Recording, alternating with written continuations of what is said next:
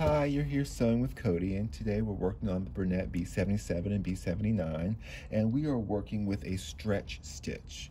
So when working with knits, so we've got fabric that really stretches.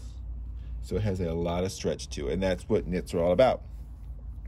So typically we're sewing knits on an overlocker, it's like a serger. So it encapsulates the seams and allows for that stretch. But you can definitely sew with knits on a sewing machine. So when we're using the bernette b77 or b79, there is a stitch, and it's a fairly classified as a straight stitch, and it's stitch number 11. You can go over it, stitch number 11.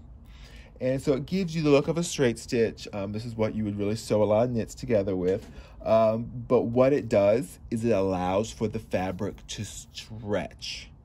Because here we have a regular straight stitch. So this is just stitch number 1. We were using foot number DA, which is our dual feed foot.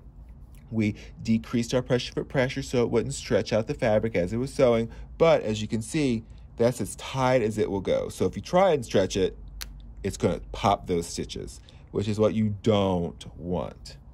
And this is one of the reasons why you use an overlocker. But, so with the bernettes, you have stitch number 11, which you can see on the screen. It's kind of like a little, I call it a little Harry Potter lightning bolt stitch, because that's what it kind of does. It kind of comes down at an angle and then goes back up. But what this allows, so this is what it looks like stitched out.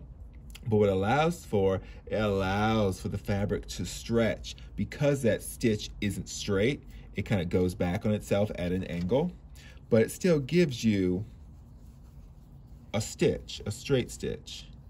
But you do see it's kind of lightning bolty, a little zigzagging. But instead of zigzagging left to right, kind of zigzags up and down at an angle. But most importantly, it allows for that stretch. So when you are sewing with knits and you're sewing things together, you typically want to use a straight stitch if it was cotton fabric, but since it's knitted fabric, you want to use stitch number 11.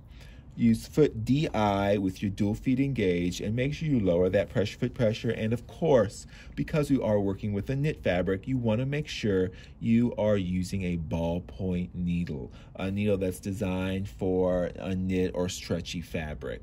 So the tip of that needle is rounded so it doesn't create holes in your knitted fabric.